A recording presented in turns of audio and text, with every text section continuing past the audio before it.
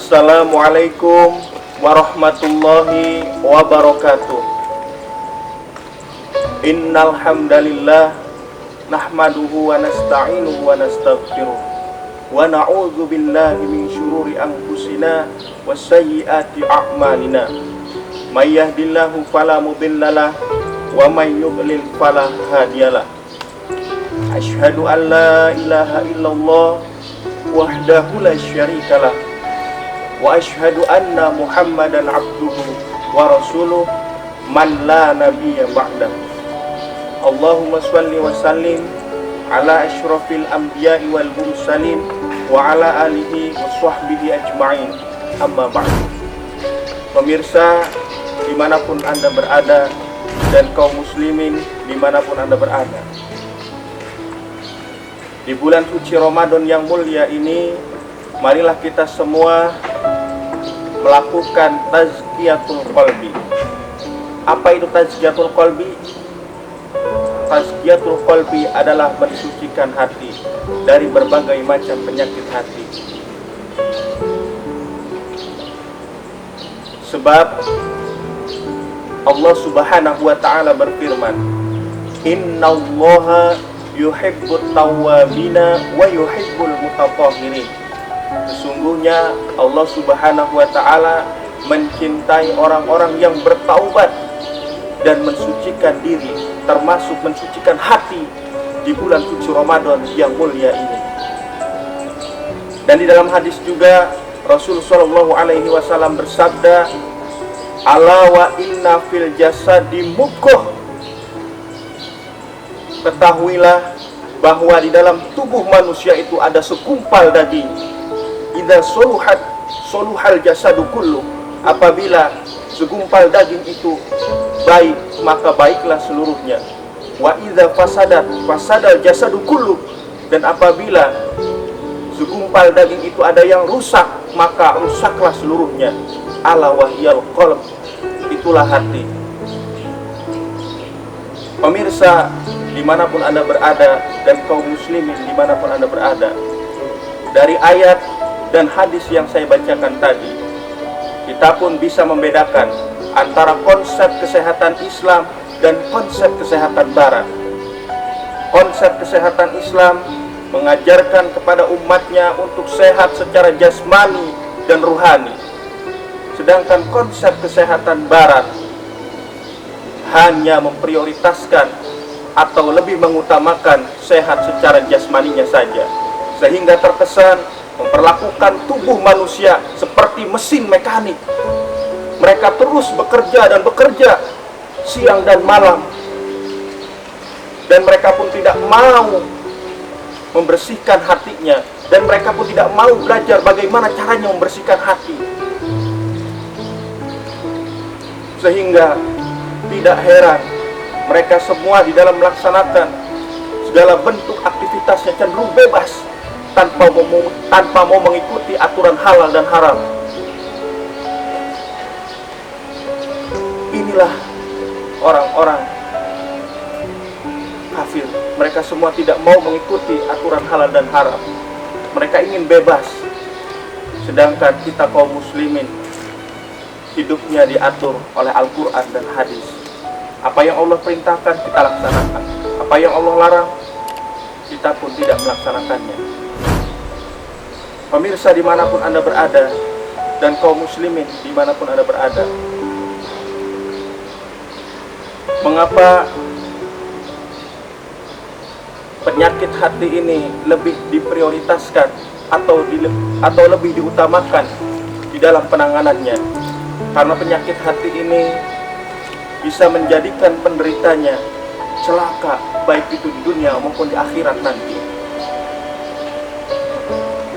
Banyak sekali orang-orang yang celaka yang Allah beritahukan kepada kita semua melalui firman-Nya yang mulia, yaitu Al-Quranul Karim. Yang pertama, Allah kisahkan melalui kisah Iblis laknatullah. Iblis ini awalnya adalah seorang ajazil, pemimpin para malaikat yang mulia lagi taat.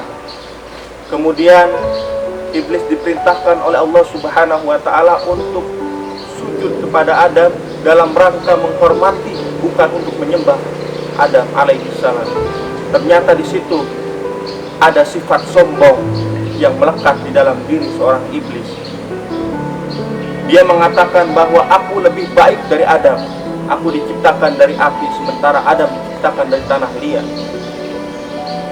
Ketika iblis memiliki sifat sombong dan angkuh, akhirnya Allah hinakan iblis yang awalnya menjadi seorang pemimpin para malaikat yang mulia lagi taat. Allah hinakan menjadi seorang pembangkang. Oleh karena itu, jauhilah sifat sombong, karena kita tidak tahu kapan Allah menghinakan kita, kapan Allah memuliakan kita. Kemudian yang kedua, Allah kisahkan pula melalui kisah Nabiullah Adam alaihissalam. Nabi Adam alaihissalam diberikan ujian, yaitu digoda oleh iblis laknatullah. Akhirnya ketika Nabiullah Adam alaihissalam digoda oleh iblis, disitulah tersimpan di dalam hati Nabi Adam sifat tamak. Akhirnya beliau pun memakan buah khuldi, dan ketika beliau memiliki sifat tamak dan memakan buah khuldi, akhirnya beliau diusir dari surga oleh Allah Subhanahu wa taala. Ketika beliau diusir dari surga oleh Allah Subhanahu wa taala, beliau pun menyesal dan bertaubat kepada Allah Subhanahu wa taala. Kemudian yang ketiga, Allah kisahkan pula melalui kisah Qabil dan Habil, yaitu seorang putra dari Nabiullah Adam alaihissalam. Qabil memiliki sifat dengki. Karena kedengkiannya inilah akhirnya Qabil tega membunuh saudaranya sendiri, yaitu Habil. Jauhilah sifat dengki, karena sifat dengki itu bisa mengakibatkan kita rugi, baik itu di dunia maupun di akhirat. Bisa mengakibatkan kita dan bisa menjadikan kita termasuk orang yang zalim, baik itu di dunia maupun di akhirat. Kemudian yang keempat, Allah kisahkan pula melalui kisah Qarun, yaitu seorang pemuda yang ada di zaman Nabiullah Musa alaihissalam. Qarun ini awalnya adalah seorang yang miskin dan taat beribadah. Kemudian Qarun ini menceritakan segala bentuk penderitaan dan kesusahan hidupnya kepada Nabiullah Musa alaihissalam. Akhirnya Nabi Musa alaihissalam memberikan solusi kepada Qarun dan mendoakan Qarun agar dilepaskan dari segala bentuk kesusahan dan penderitaan hidupnya. Ketika Nabiullah Musa berdoa, akhirnya doa Nabiullah Musa alaihissalam diijabah oleh Allah Subhanahu wa taala, dan Qarun pun berikhtiar melalui jalur perdagangan. Ketika beliau berdagang, jadilah Qarun menjadi seorang pengusaha besar. Ketika Qarun menjadi seorang pengusaha besar, Allah naikkan pangkatnya lagi menjadi seorang raja. Ketika beliau diamanahkan oleh Allah Subhanahu wa taala untuk menjadi seorang raja, Qarun memiliki sifat sombong dan kikir terhadap fakir miskin. Akhirnya Qarun pun lupa terhadap nikmat yang Allah berikan kepadanya, dan Allah pun mengazab Qarun, yaitu dengan cara menenggelamkan segala bentuk harta bendanya di dalam perut bumi. Kemudian yang kelima, begitu juga Nabiullah Yusuf alaihissalam dijeburkan oleh saudaranya, dimasukkan ke dalam sumur karena kedengkian saudaranya terhadap Nabiullah Yusuf alaihissalam. Pemirsa dimanapun Anda berada, dan kaum muslimin dimanapun Anda berada, itulah contoh dari orang-orang yang celaka yang Allah beritahukan melalui firman-Nya yang mulia, yaitu Al-Quranul Karim. Jauhilah penyakit hati, karena penyakit hati itu akan membawakan kita semua pada yang namanya kesengsaraan, sengsara di dunia maupun sengsara di akhirat nanti. Pemirsa dimanapun Anda berada, dan kaum muslimin dimanapun Anda berada, penyakit hati ini bisa muncul dikarenakan seseorang sering melanggar perintah Allah dan lebih mengutamakan hawa nafsunya ketimbang iman kepada Allah Subhanahu wa taala. Namun penyakit hati ini bisa kita obati dengan cara melaksanakan perintah Allah yang ada di dalam Al-Quran dan menjauhi segala larangan-larangan Allah. yang ada dalam Al-Quran.